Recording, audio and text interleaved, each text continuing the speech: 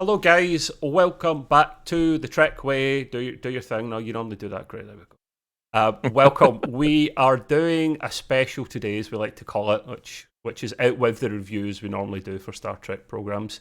Today is going to be about Star Trek Day, which was 2 days ago, on the 8th of September. A bunch of things came up, Gray, that we took some notes down. But what I thought we should do is we should probably start on the negative so we can end on the positive, because there was probably more positive notes than there was negative notes.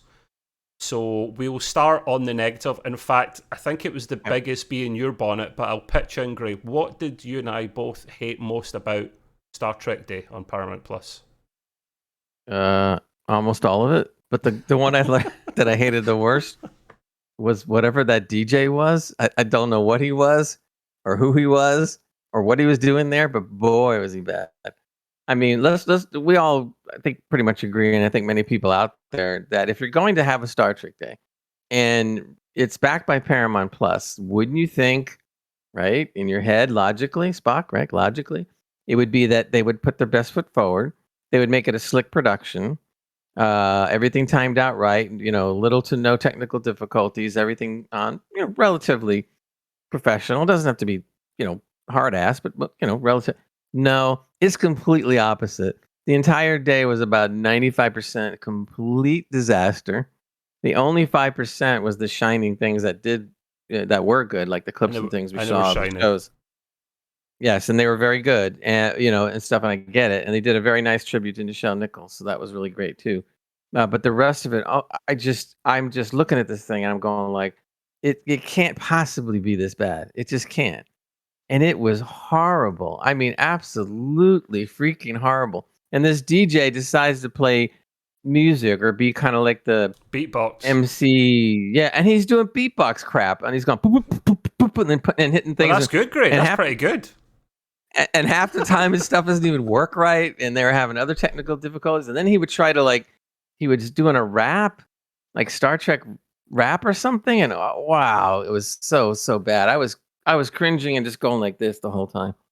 Yeah. I mean, yeah, there's the perfect word. It got to be so bad that basically I put it on my other monitor and I was doing other stuff until I saw something pop up that was worth watching, and then I go back to it. Well, I was doing that as well, but that's because I was getting our last video up, episode 3 review of Lower Decks. Watch that, people, if you haven't already. But you hit the nail on the head. The word I take away from that, Gray, the biggest word, is cringe or cringy. It was, the way they threw it together, it was very amateurish. It was even the people, the bird character from Lower Decks, I don't recall his name, and the Beckett actor were the guys doing most of the interviewing. And they're, actors should be able to do that with their eyes closed. They're very comfortable with that. Yeah, but when the auto script keeps stopping and freezing and then interrupting them, it was just like a bit of an amateur show. And the DJ, I couldn't stand the DJ. Great, you know where he's from. He's from the Late Show. He's one of the guys from the Late Show, and he's good on that. But it just didn't fit in with it. Well, I'll tell you one thing: if he was concerned about how this was going to help his career, that just tanked his whole career right there, right down the tubes. He's on the Late Show. He's okay with his career, I think, Gray, somehow. What they should have done, but they didn't do, is hire somebody who's used to hosting. The guy that was doing the hosting, I forgot his name. I know people know a little bit about the guy, but he wasn't that great a host. It was like, But if they had gotten somebody with a little bit of hosting chops that knew what to do, I think they would have been fine. And no joke, I'm not saying this because I'm trying to blow steam up myself or Trev's what. Both of us could have done a better job than that guy. Because we got the passion. It was insane. Yeah. Come on. I mean, you can't. It's just, I can't go on and on. It's just too much. It wasn't just that great. Crazy. It was on top of the cringy thing. It was not a very good production, I don't think. If you want a good video production, right? And I'm not an Apple fanboy before anyone interjects here. Look at the keynote speeches that Apple do 2-3 times a year, and they started doing them since the pandemic was a thing. They are fantastic. Take a leaf from their book and make it, or even DC Fandom or things along that ilk. They are fantastic productions. Do that. You've got the money, Paramount. It doesn't have to be like, as tie up to your neck kind of suits, and it doesn't have to be like that. You got to have some leeway. But it was so far off the deep end as being. First of all, it was an insult to amateurs. That's how bad it was. I mean, seriously, there's some amateurs out there that could have done a better job. You're not wrong. You're not wrong. The worst thing was definitely say the DJ, but we wanted to touch on that first. We've got the negative out the way. I feel slightly better, Gray. Tiny bit getting that off my chest. And when we can talk about all the good stuff that we saw.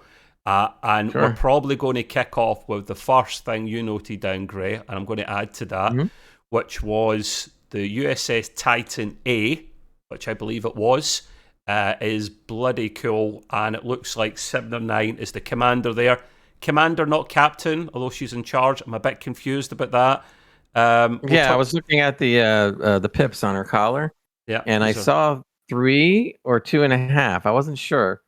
Because pips 3, are is it not? Solid, or Commander's that's what 3. I was thinking. There was, I'm pretty sure there was 3, but I couldn't tell. I have to go back and look on the video whether the third pip was solid or open. So who's the captain then? I don't know.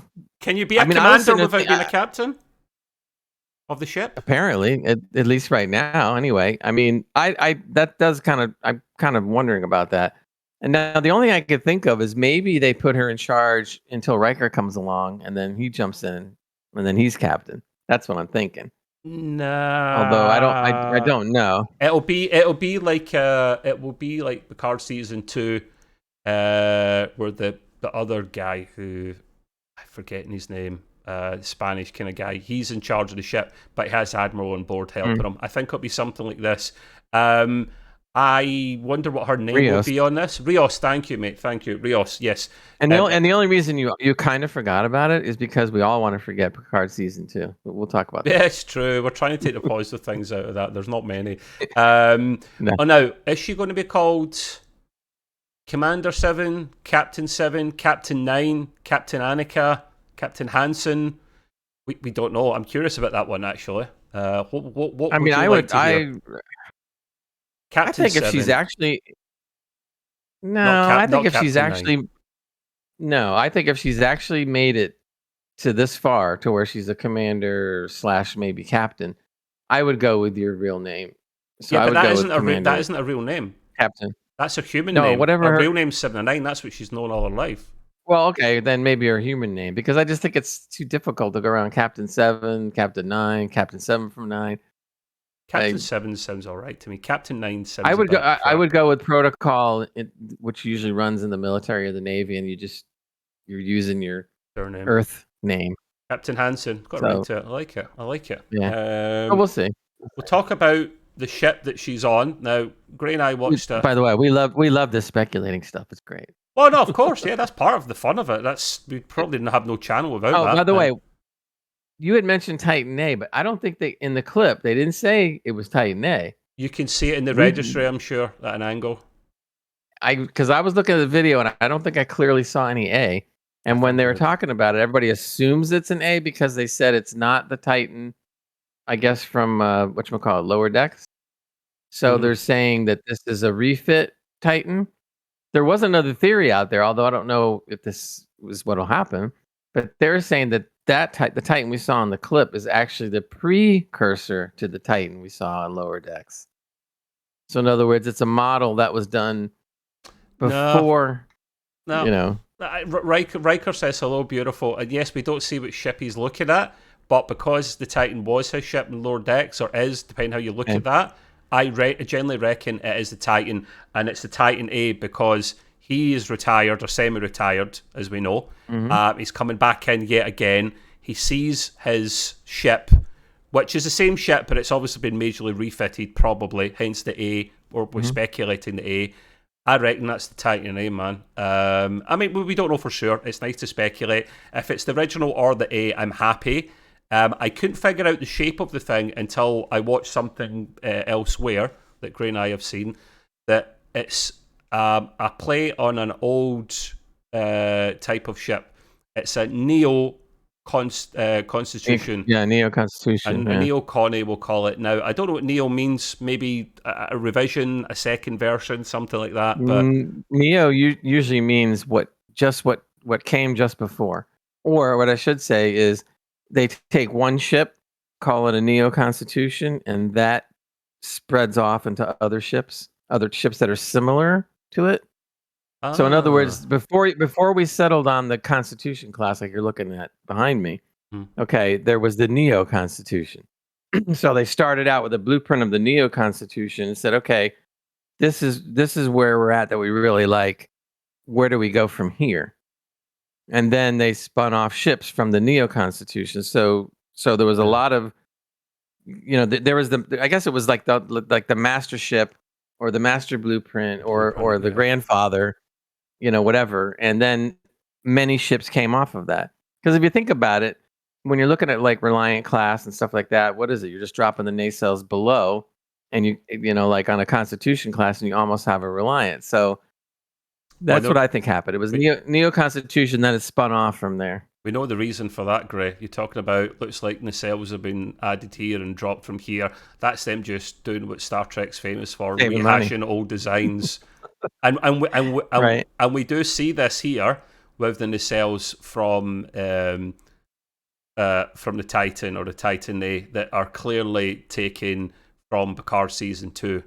It's a kind of no-brainer, and they've touched them up a little bit and made them a little bit better. I like the look of this ship, Gray. I didn't see it initially until I read about it, and then I went, I can see it now. It is a play in the Constitution. It looks really good. You've frozen a bit there, Gray. No, I'm still here. Your video is definitely frozen ever so slightly in this end. That's amusing. Do you want to turn your video off and back on? Can you hear me? Or the audio still working? I can hear you, mate. I can hear you. Turn your video off and back on again. There we go. That might fix it. Ray just froze. So if people are watching this later, they can have a little chuckle at it. There you are, Gray. You're back, mate. You're back. You'll see what I mean later. You kind of froze, which was amusing. So what we're saying? So yeah, I can see from the Titan that it's got the Constitution type chassis, if you like, but it's got more curves to it. She's a little bit sexier in terms of the curvature on all the right or wrong places. Do you like the look of this ship, Gray? Yeah, I mean, to me, it looks like and I'm not knocking it. It looks like a squash Constitution because basically the nacelles are way closer to the body than raised up, and the hull or the saucer section, I should say, is also down as opposed to the Constitution. So you can kind of see where the so-called Neo Constitution came from. But I do like the ship. It also looks like it's not nearly as big as the actual Constitution class. I'm guessing maybe a third the size. Really? That small? The Constitution was never that big anyway. It's just made to look bigger on the screen. The Constitution was. I guess it's in relation to what are we comparing it to? Because Constitution was not really a small ship, but when you compare it to the Galaxy class, okay. Yeah, I mean, it only held a few hundred people, and the Galaxy took I think held 1,100 people or something like that, whatever it was. So it's all relative. I like sometimes, and there probably is a video out there, but there's a couple of talented people out there that actually put together videos where they do the ship scale size from the littlest thing to all the way up to the top in exact scale. So that way you can kind of see. Yeah, I know the guy you're talking about. Exactly. He's really impressive on YouTube. Yeah. That's very It's nice to see that because it gives you a quick, relation to how, for instance, one of the biggest ships around is the Borg cube. I mean, the thing is massive. I haven't seen a bigger ship than that. When you see them fighting the Borg cube, there's a whole bunch of ships, even sovereign class size ships that are fighting the Borg cube. So you can imagine how big the cube is. Oh yeah. It's all to do with size comparison and what you're measuring against, like you say. I didn't see any. Well, it was only a quick clip. I didn't see any sovereign class flying around, but I was kind of hoping. And of course, we don't really know because we're only going off of what we saw. We don't know whether the Enterprise is going to show up, although they all say it will. And if it does show up, we hear everything from I've heard everything from people going, "Oh, it's going to be the old 1701A and then dry dock or some other museum, or it could be the Galaxy class. No, wait, it could be the Sovereign. No, wait, it might be the F. No, wait." It's like no one knows. Gray, to be fair, see at the end of that, and I can't say this for sure, it's just what I thought I saw and what other people are mentioning they thought they saw, is towards the end of the Picard clip, I see what I think looks like a Sovereign ship in the distance, but it's not clear. It's not close enough. So if that is the Enterprise E or F, I am a happy, happy boy. And it makes sense. I'm happy with the Titan in there. Makes sense. It'll fit into canon perfectly for this. And it'll actually bring it to real life version for once.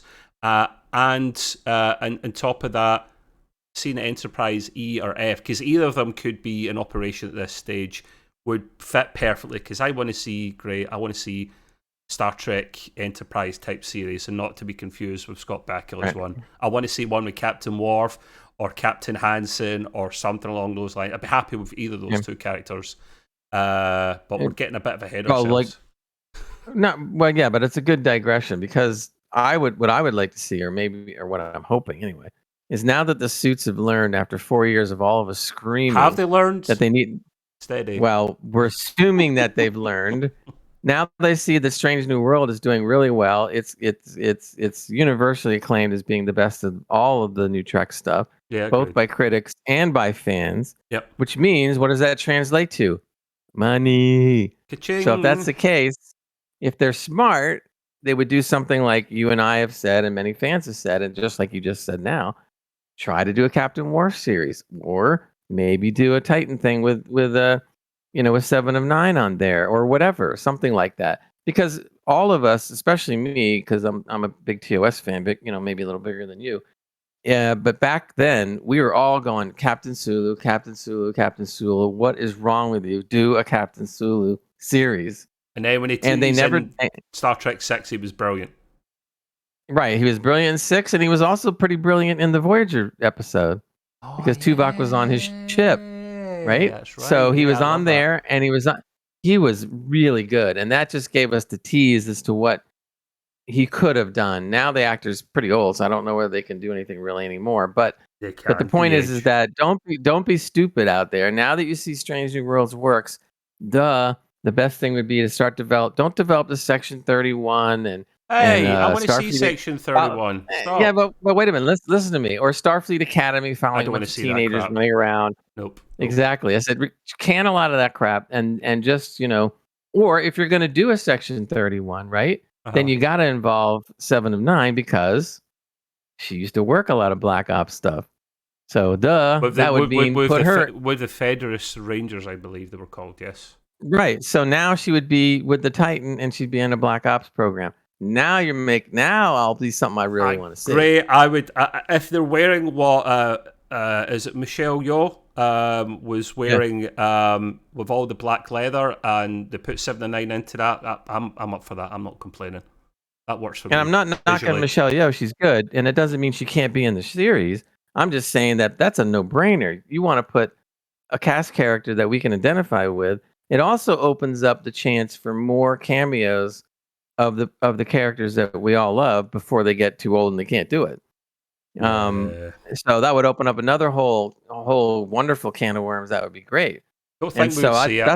I don't think we'd see it. She's too squeaky clean now, Captain Hansen. Yeah, but you know what? I wouldn't say anything if again, this is all speculation, but if they've learned anything, the thing that motivates the production houses more than anything else is making money. Period. I'm sorry to say it, but that's the way it is. So they see that SNW is doing that, and if they're really smart, they got to start spinning off shows with some of the other cast. Don't call it SNW, mate. TOS is allowed that shorthand. Don't call it SNW. You take the life and soul out of it when you do that, mate. But everybody does it. TOS, TNG, DS9. Come on. No, you've got a point, actually. Yeah, you got a point. I'll shut up. Right, okay, so safe to say, Gray and I are a massive fan of the Titan A and 7 being in charge and all that good stuff. So we look forward to seeing that. And the line from Riker, hello, beautiful. See, when he said that, I thought he was talking about Enterprise E. I was like, oh, please show us Enterprise E. I am going to explode, but they didn't. No, but let's go back on that a second. Talk about that for a minute. Sure. Because he says, "Hey, hello, beautiful," does not mean it's the Titan. No, I don't know. It Hey, doesn't, whoa, it doesn't pause. necessarily mean it's the Enterprise E I'm not. either. We don't see. We're speculating. I know. Right, but because he says hello, beautiful, and you know it's got to be one of the iconic ships. So if Could it's be not Deanna the Titan, Troi. Could be his wife. You never know. yeah, seen her float in space. Or they space it on. No. Hey. But my guess is that if it's not the Titan, it would have to be the Enterprise E or the D, because there's stories about the D being taken out of mothballs and used or something. So can we touch on that very briefly, Gray? Sorry to interrupt you, because that is a bee in my bonnet. There's two stories to this. The Enterprise D, because we know the engineering section, the saucer, not a saucer drive, help me out, Gray. The nacelle parts. No, none of us know the bloody name, but the battle drive or whatever it was called, that blew up. Yeah. But the saucer crashed thanks to Deanna Troi's really bad driving. Nah, I'm only kidding. It's not her fault. But we see it crash, and then at the end, we 110% see Starfleet dismantle it. Right, we see it, but yet we're told that don't assume that's what happened, despite what you saw with your eyes. That it very well could have just been taken away and put into a museum. So I don't think it's the D, I don't think it is either. And to be honest with you, if I had my choice, I would rather see the E show up. They said possibly two Enterprises. Could be E and F. Could be E and mothballs. But think about it. The only thing that worries me about the fact that they could bring back two Enterprises, too much. And if they don't, if they don't handle that right, it's going to be stupid. Yeah, true. I think the Titan and Enterprise, whatever it is, Enterprise is enough. Yes, that's enough. That's fine. Yeah, and I'm really hoping that the Hello Beautiful was the Enterprise and not the Titan. And I got a feeling that it was, because why would they go through the trouble of doing the Titan and then showing Seven as being in command of the Titan, and then showing Seven obviously sitting in the command chair? Then you're gonna and then you're gonna go, Riker going hello beautiful. Yeah, and Gray, they don't show it on purpose, so they want you to think, and that tells me probably that it'll be the E or F, and it could be either or.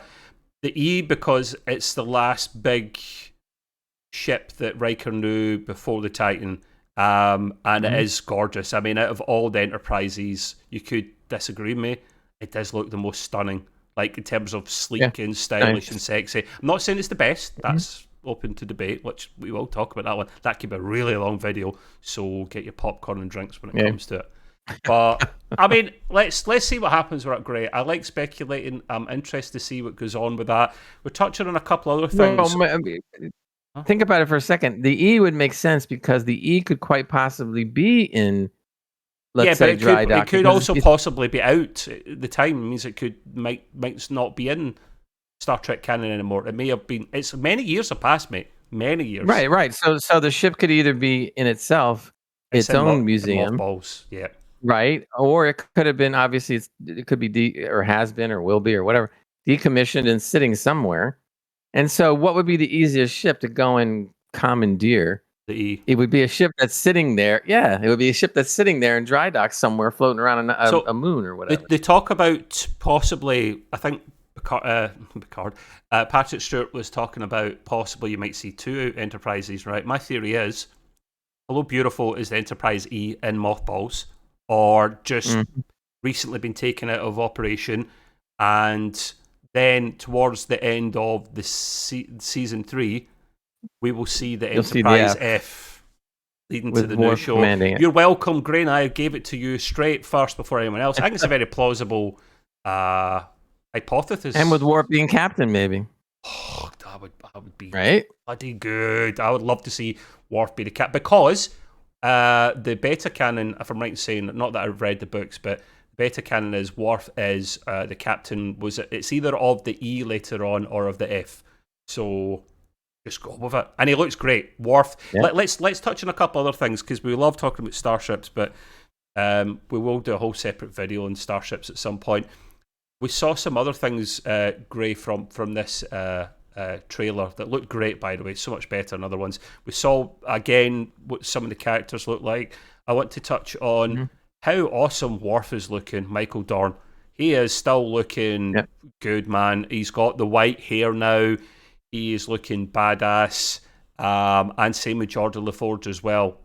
Beverly Crusher and Deanna Troy are aging a bit. Not their fault. Yeah, a little bit. But the guys, the dudes they're looking good, man. What's your thoughts on these guys? Their looks. Well, Stewart looks pretty old. Let's face he's it. not aging well. Yeah.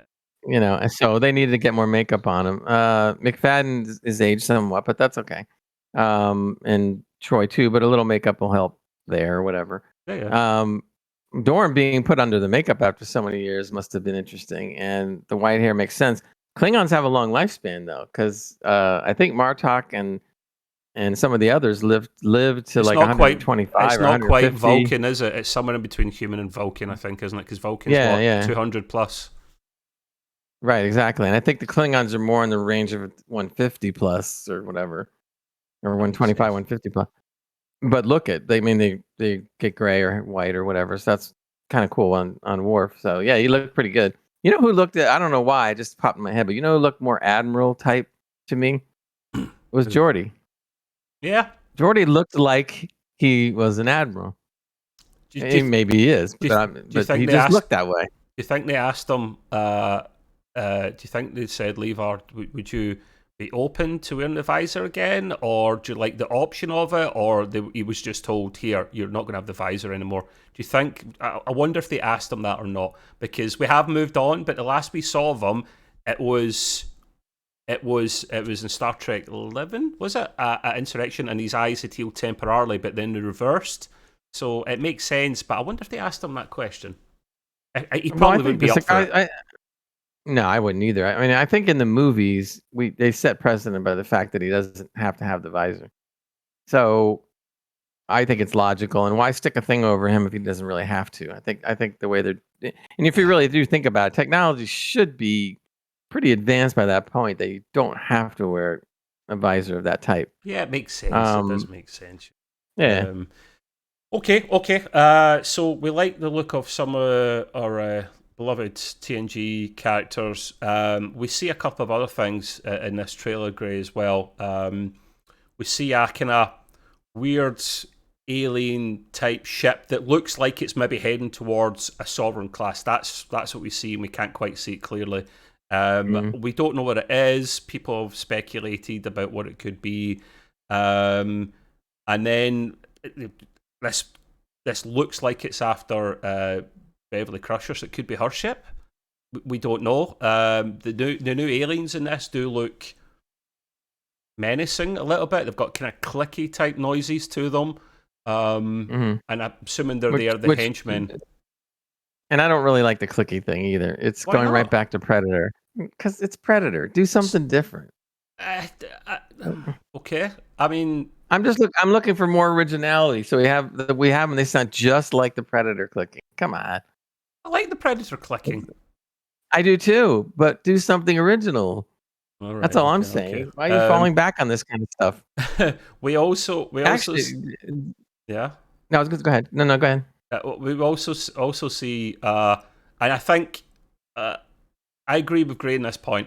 We see Starfleet Academy. I think they've said it is, or it looks like, getting destroyed with what seems like a beam cutting weapon that seems to go around the outside of the circular building and makes it implode because it literally cuts away. I don't like how easily that's done, Gray. I'm assuming that's why you weren't a big fan of that. It's supposed to be the most protected planet in the system, and it's like a butter through knife. You know, it seems to be Earth is too easily attacked for my liking, mate. Is that why you don't like it? I don't like that at all. I mean, I don't understand what this what would be the word, the penchant for wanting to destroy things that really don't need to be destroyed. And it really goes back all the way to Enterprise D when it got destroyed in the movie. Why? They didn't need to destroy the Enterprise D. They had already destroyed the Enterprise 1701 refit for a good reason. And all of us felt terrible when it blew up because it was almost like a character dying. The ship is a character, even though it's not alive. It's a character to all of us. When that ship blew up, the Enterprise, it made me feel terrible all of a sudden because, oh my God. Now, anticlimactic. They go and blow up the Enterprise D, and I'm like, no, it doesn't need to be blown up. So I always thought that was one of the stupidest things. They And now I admit, see this Starfleet building going down. I'm like, come on. Like you said, you mean to tell me that they got by all the Earth's defenses that easily and just dropped that building? Well, they better be really, really strong aliens or bad guy alien. They have to be really, really strong to do that, because otherwise they'd be disappointed. And yeah, they kind of did have to blow up the D, mate. They've said because it was the TV one, the TV Enterprise for so long, they had to update it to something new and shine. I get it, but I also love. Yeah, but they didn't have to blow it up though. They could have just let it go off it or something. Yeah, true, like normal.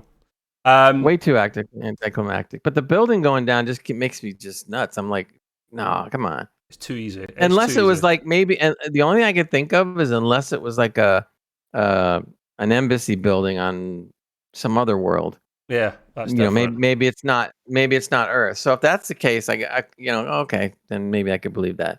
Yeah, but don't like an outpost, leave Earth alone, man. Or something. Yeah. We do see some. We've also mentioned here that, touching on that previous point we made about seeing some other characters and them looking and sounding good, it was true of Frakes as well. We see Riker sitting down talking to Patrick Stewart, and Patrick Stewart, Captain Picard. I'm getting confused here, Gray.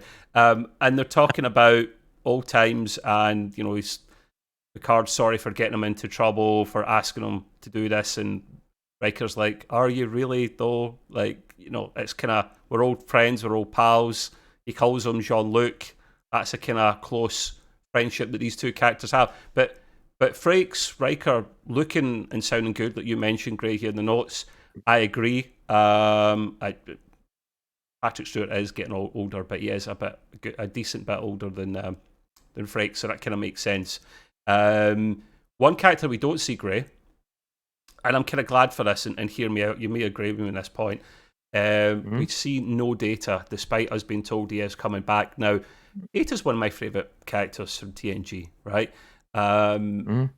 But I don't... Basically, I've noted down here, Gray, that, let the character die in peace, for Christ's sake. Yeah. He's came back, he's died, he's came back, he's died. I'm exaggerating a little bit, obviously, but he's had his time, his place. I don't want to see another version of him, like Sung or someone like that. Yeah. I don't want to see another version. Just let him go. So I'm curious what they'll actually do with this. Great. How do you think he'll come back? Do you want to speculate?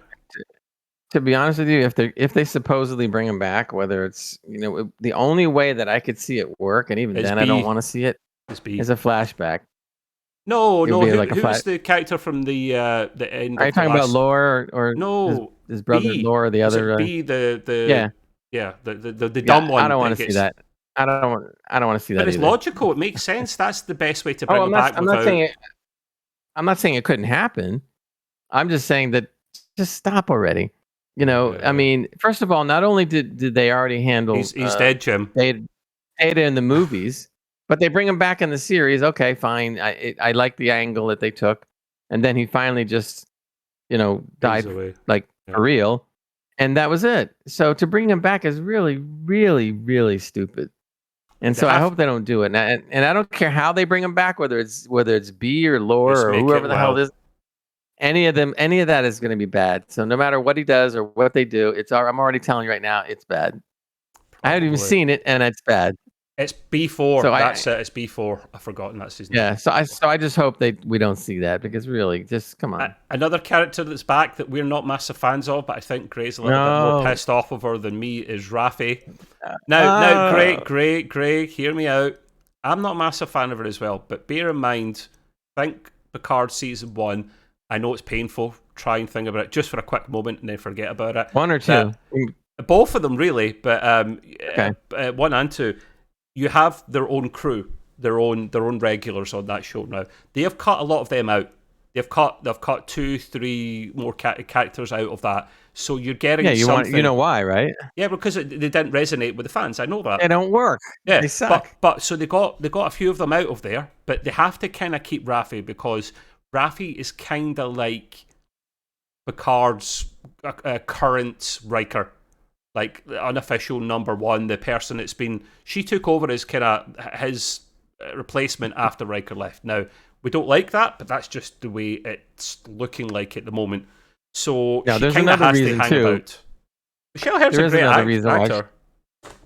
Right, but there is another reason why the character would hang about, because she has a relationship with Seven and Seven. Nine, yeah, or does she? We don't know. So I was kind of they gutted by made that. it. They made it fair. Yeah, they made it fairly clear in season 2, which again was stupid. I'm not getting anywhere with And 7 and 9. That's me screwed. no, She doesn't like dudes. and unless something is written so fabulously well that it's going to change my mind, Raffi right there brings the whole series, season 3, down about a half or a full number for me right there. Sorry. I'm not gonna be able to give it a 10 even if I was gonna give it a 10, I couldn't do it with her in there. It goes down to a 9 at best case scenario because of that. At best case, because she's awful. Well, that and the fact that they bring, let's just say that Raffi's in it. So let's say they do bring back Data somehow and Raffi. Oh god, now we're dropping to a 9 or an 8 right away. We've got Raffi and Picard. I think that's it. I think that's and 7, but we don't mind 7 being in it. No. But hey, look, Picard season 2 was a 1 or a 2 if you're lucky. So they have nowhere to go but up. See, people I should mention right now. Gray sounds like he's a lot more down on Picard than me, and he's got every right to be. I think I wasn't a fan of season 1 or 2. I like to be a bit more diplomatic. I'm a glass kind of half full guy, but I don't blame Gray for being so down in season 1 or 2. See, when you're a big Trekkie like us, and they've pissed all over canon and what Star Trek should be, you kind of are entitled to get upset. And bear in mind, like, you've got to remember, ladies and gentlemen, Gray is older than me. He's seen all of Star Trek. He's seen the original series as it was on TV. So he's the first generation of hardcore Star Trek fans. And if anyone's got a right to be pissed off, I think it's you, Gray. You've got high standards, and rightly so. I was more. It was the end of Next Generation. I started watching Star Trek properly, Voyager and DS9 properly. So I've got a different perspective, but yours is correct as well. We'll see what happens. I don't think it could be much worse than season 1 and 2, and I'm touching wood when I say that, so I don't jinx myself. But well, see, I was being kind to season 1 and giving it probably around and I mean, again, I'm being a bit kind. I would give it around a 7 because it did have a lot of redeeming qualities to it. No, so for me, it was like, 6. Well, I'm just saying, I'm trying to be kind. So then I sit there and I figure, all right, now that we've established what we've done in season 1, season 2 has got to be that much better. And they go totally opposite all the way into the ground. Yeah. And it's not, I can't fault, I'm not faulting all the actors, to be honest with you, because the writing was so bad. What are you going to do?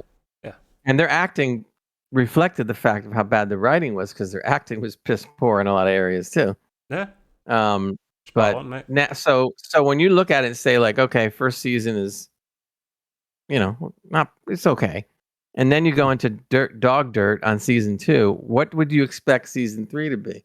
So I'm really worried, because if they don't really put the effort behind it and come up with at least decent writing, oh man, the downside is it could just ruin our memories of TNG forever, because it just, you know what I'm saying?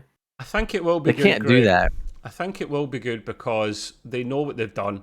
I think they've heard the voices and reaction from fans, and they're like, let's pull an obvious one out the bag. It's a TNG reunion. They say it's not a reunion, but it kind of is. In following your logic, do you think that they decided to put Raffi in there only because those few people that happen to like season 1 and 2? Yes, and because they need to keep some resemblance of Picard's Star Trek Picard crew, as we know in season 1 and 2. They have to. If they get rid of her, there's only 7 and 9 who come in later anyway, and Picard himself. So they have to hang on to the other important character. But yeah, so what they need to do then is they have to dress her in a red uniform, and she has to get killed within the first 1 or 2 episodes. Red Oh, shirts must great, die. great, great. Red shirts must die. Yes, yes. Right, we'll move on Yeah. from that because we'll pick the bones clean, rightly so, of that trailer, and we are looking forward to it. hmm hmm Cut out a couple of other noticeable things that were on Star Trek Day, where we saw some lower deck stuff, we saw some Prodigy stuff, and we saw some Strange New World stuff. Now, lower decks is probably the weakest of all the shows, in my opinion. People could disagree with that, but it's down there towards the bottom just because it's very different. I like the comedy side of it. I do, and we do see some things from the remaining episodes of season 3. Gray, we see Boimler, or it looks like Boimler, as a captain. Wearing a different uniform on a Sovereign class ship. Now, you've noted here, Gray, his transporter double. It isn't mirror universe stuff. We don't see any obvious signs to this, so it could be. We don't know what he is, how he got into that position, but we love seeing a Sovereign class, don't we, Gray? Oh yeah, I thought it was great. When I saw it fly in, I'm sitting there going like, I wonder who the captain is on that one. And then we see Boimler. But the reason I was mentioning transporter doubles because if I remember correctly, when I watched the episode, the double is working on the Titan Oh, I with forgot Riker. his double. You're right. Yeah. Yes, it's probably him. So that would be perfect if, or even, and an even bigger slap in the face to we'll call him the original Boimler, that his transporter double made captain of a Ahead of him. Sovereign class. That would make sense, Gray, wouldn't it? Because it seems to be they get shit on all the time and they don't get anywhere. So that would be Lower Deck's etiquette for it to be his double that's actually captain and he's not. Of course, there could be lots so. of other things. I mean, with the thing with doing an animated or cartoon, I'm going to call it because it's a comedy. You can do almost anything and get away with it. So Yeah, they you could be can. thrown into another dimension or another time thing or whatever, and they would just laugh it off. So anything could go, but it was still cool though, It because was. it looked like the Cerritos was getting beat to crap and they're about ready to explode or something, and from Properly. these Romulans. Properly getting And then you see demolished. right, and then you see a big old E-class Sovereign come in, Sovereign class come in there, and like, yay! It's nice to see So the that was Romulans pretty again cool. as well, Gray. Actually, to be fair, we discussed this in the last episode Mhm. when I saw the orb type thing, the ball. I thought Romulans straight away. It's actually nice to see the Romulans make an appearance in Lower Decks because the Cerritos is getting absolutely smashed. So that'll be another refit, possibly, no doubt, for a Well, fourth season if they do it. that would be the only thing I guess I have against what I'm seeing. If all that's going to go down, I guess, is that why does it get the Cerritos get like beat to hell again? They just got done getting beat to hell, and now Yeah, it's going give to it a get it break. again. Give it a break. I mean, come on. And of course, they fix it in no time. But again, it's a cartoon. Well, it's so the they could do Cerritos now, after it got all its hull plating re-added, it wasn't considered a major refit, even though it kind of could be. So it wasn't an A at this stage. So maybe now Yeah. we'll get the Cerritos A. So we'll never know. But yes, that was a sneak peek in Lower Decks. We also got a little look at Prodigy. Now, I think I speak for you as well, Greg. We like this. It's not our favourite Star Trek show, but it's not our least favourite. We do like Prodigy. It's a bit more, ironically enough, it's a bit more serious despite it being a kid's show, which is because they don't put the same type of cheesy humour in it. But I genuinely love this. Now, this is still season 1, technically, Grey. They just, for whatever reason, done 10 episodes in the first half and then 10 in the second. They should have just called it season 2 because they're never going to put 20 episodes in one season back to back. That doesn't happen anymore, as we know. What we see in this is real Janeway and that Dauntless class type ship with a slipstream. Is it slipstream? It's not slipstream. Have I get the wrong technology there? I think it was. Yeah, I think it was Slipstream Quantum Drive, whatever. Quantum Drive, yeah, from Voyager. We see her in that Dauntless class type ship, which I don't like the look of. I think that looks god-ass ugly. Chasing after hologram Janeway. Now, the Protostar is... I'm fascinated by this ship, Gray, because it's an experimental technology ship. Small little ship, got it. It's powered by basically a small sun in the middle, which gives me kind of vibes a little bit of a Romulan warbird, to be fair, because they use different warp drive. They use like a little black hole to power theirs. So you've got two really fast ships with two different technologies for going faster than light. And then you hear the Protostar crew go, "Oh, they've got the quantum slipstream drive. Be careful. How are we going to outrun them?" I'm like, dude, you've got technology that's on paper faster than that Dauntless class type ship. You could easily outpace them. They're going through, I think it was it a slipstream tunnel. Yeah, but here's the thing I also don't understand about that scene. They're all inside they're traveling in their warp bubbles, right? Yeah. Whatever you want to call it. So they're in the zone. They're traveling at warp. They're in the warp bubble, whatever you want to call it. It was the quantum slipstream thing. It looked like transwarp. Yeah, but either way, they're in a warp situation. They're both going in warp. But the thing I don't understand, and correct me if I'm wrong, I don't remember seeing this in any previous series. Two different things. I don't think you could have a shot of one ship in warp following another ship in warp. But okay, I'm going to go along with that one for a minute. But then they're communicating with each other. You can do that at warp. They've never been able to communicate with each other when you're in warp ever. Yeah, you can in the series. No, not in that series. Not when they're actually in warp. Are you sure? But if I remember correctly, yeah, I'm pretty sure when you're in warp, I don't believe you can communicate ship to ship while you're warping.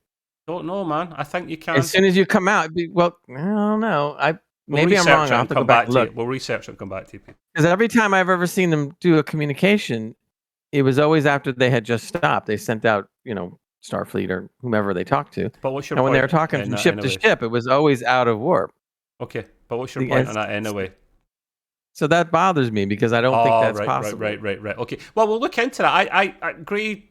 Thinks one thing and I think another. It might be something in the middle. You like to think with technology and advancements, it's moved on to you certainly couldn't do it in Star Trek Enterprise days. I know that much. But as time went on, you could fire phasers at warp, Gray, which always cracked me up in torpedoes and stuff.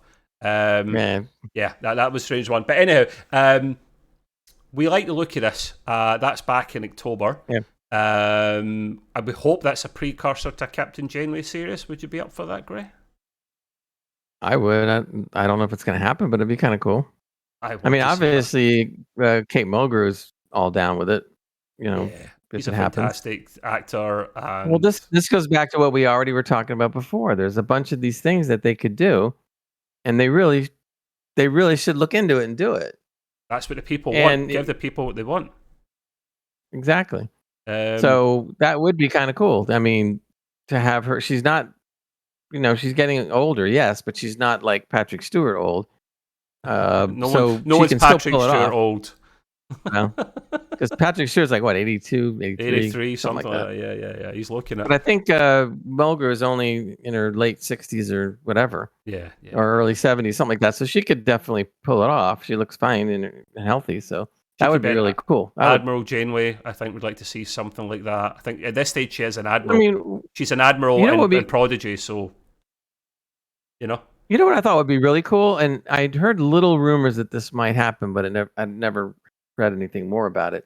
I would love if they really wanted to take a shot, doing more of a Star Trek anthology type series. And why do I say that? Because you would not be stuck to having to do multiple seasons of one particular crew, but being able to do a bunch of different things. So in other words, like imagine doing a season where Janeway's involved, and so it's Star Trek anthology series, and she's the main one, and she gets a one-off, so to speak, series.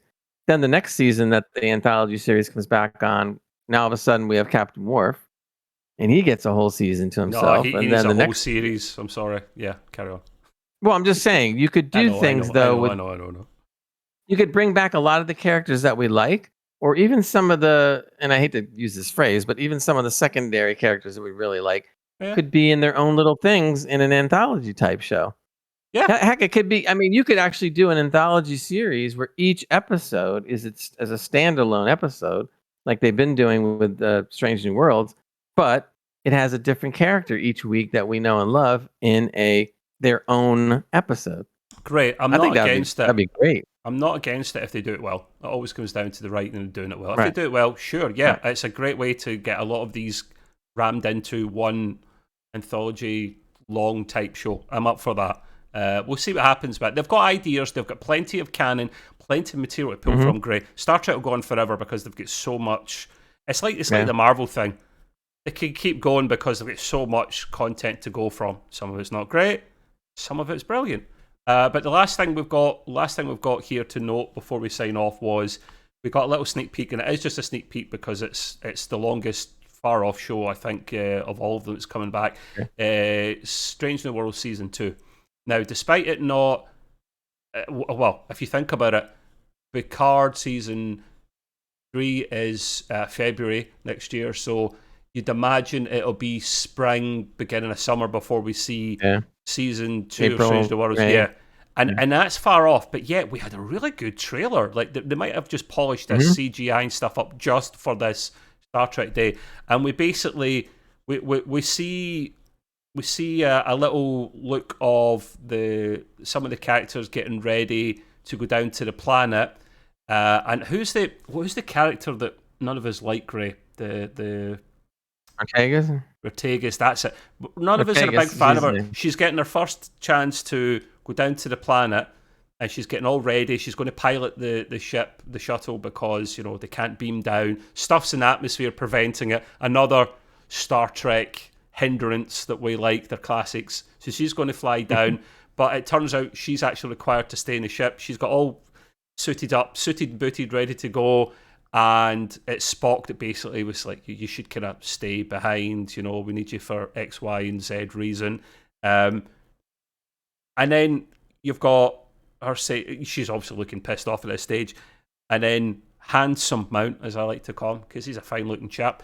The captain is like, it's all right. I might not be Ortega's class, but I can pilot the ship. And then you just see her being pissed off with Spock, going, Spock, sometimes you just need to learn to shut it, man, basically, And then he's like, sorry, I'm working on it. So this is where I like the humor in Star Trek great. If they keep it just at this level and don't milk it to Lower Deck style, it works. Do we like the look of this sneak peek of season 2, mate? I'm really looking forward to it. I liked it. Well, I mean, look, with this SNW is the best thing out there, so of course we're gonna like it better as long as they keep the quality, and it looks like they are. So, but the one thing that I thought was funny was it actually, even though Ortegas couldn't go down to the planet, and I understand, why she's pissed off. Pike told her, says, "Look, you're the best one qualified for this because in the area that we're in, you're gonna have to make manual adjustments to keep the Enterprise from blowing up." And she says, yeah, and she looks over and she starts knowing her stuff, which is cool because I want to see that she knows her stuff. Not just making the faces like we've seen during the season. So she goes, yeah, I'm gonna have to make manual adjustments every 20 minutes to compensate for the blah blah blah. And that's her thing. Spock wasn't trying to keep her. The funny thing was Spock wasn't intentionally trying to keep her off the away mission to go down to the planet.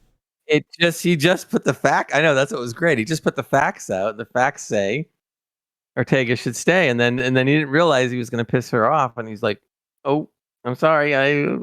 I'm glad Gray remembered a little bit more about that scene than I did there. So thanks for filling in for that, Gray. Yeah, that makes sense. It's coming back to me now. That was amusing. They couldn't show too much, but here was another good one though. Then she goes, I guess to make a case for it, she was going like, "Well, who's going to pilot the shuttlecraft down there? Because you're going to go through all this other stuff." And he goes like, "Well, this is what you were saying. I may not be Ortegas," he says, but I was a test pilot. So he kind of just threw it back at her and says, "Dude, I've flown all kinds of crazy ass ships, and I'm still alive." You expect, that's a good point, Great. You expect every captain to be at least a decent to good pilot.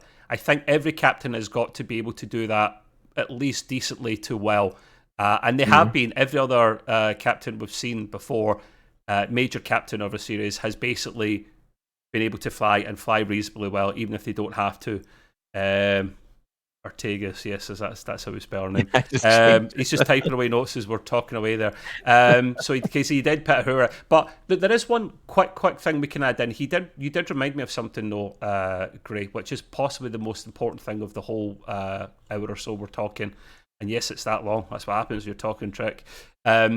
There was a brilliant touch and tribute to the lovely, the wonderful, the gorgeous, certainly back in the day, Nichelle Nichols. Now, her I can't remember the actor's name that's playing Uhura in the new show, so apologies, people. I'm really bad with names. Celia something. We'll go with that. That's good. Yeah. She leads a beautiful touch and tribute to her, and it basically finishes off with opening all hailing frequencies, which I loved. Just a lovely little nice touch, because she done a lot for Star Trek. She was the first interracial kiss. While there was black actors on TV at the time, there wasn't a lot of them. She played a massive part, and she really, she helped get a lot of. I guarantee you, she helped get a lot of black women into TV and film after that, Gray, because they saw what they saw. So she was a massive inspiration. She'll be sorely lost. And off the show, she was responsible for a lot of astronauts joining NASA. Yeah, that's a good point. She worked for NASA for years in helping to recruit people that into the program, not just as astronauts either. In general, as support people and etc. Yeah, it was big genius. time. I had the go ahead. Sorry. No, on you go, Greg. You can finish your point. No, I said I had the pleasure of interviewing her for a radio show I used to do years ago, and I was telling Trev off the air that I've just dug up all the old cassette tapes of my show, and I know I have a Nichelle Nichols somewhere, so I have to like dig that out. Maybe But for the younger people listening, Gray, cassette tapes are what Gray and his generation used way back then. Ancient technology that you'd seen a Star audio Trek tapes and a Star Trek capsule or something from back in 19 Canteen. The old magnetic tapes, yes. We just, I do remember what they were, just in no more. But it was a lovely touch to her, and I think the actor that's taken over for her just now is doing a grand job so far of filling her boots. Same with Spock, Ethan Peck, who I love that Spock. I love the Spock also in the Kelvin universe. But I'm not liking the Kelvin universe so much in general. But yeah, I don't want to open that can of worms. That's for another episode for sure. But yes, that is pretty much us, I think, Gray. Unless there's any other points from Star Trek Day that you can recall that you want to bring up, I think we've covered most of them, haven't we? Yeah, we covered all the 5% that was outstanding. Yeah, and we went into detail about it. You notice? It sounds like we were mostly going to talk crap about it for an hour, but we didn't. We just got the crap stuff out of the way, and then we focused on the good 5% and went into detail, because that's what we do, man. So we'll probably be back next for episode 4 review of Lower Decks. But before then, of course, remember to give it a thumbs up if you like it, and subscribe if you want to see more content. Always leave a comment below what you like, what you dislike. Gray and I don't pretend to be experts at this, and we always welcome ideas and ways to improve the videos. And if you don't want to see our ugly mugs, this will be released as a podcast on all good podcast platforms shortly after this video goes up. So until the next time, people, live long, prosper, take it easy. Bye-bye. Bye.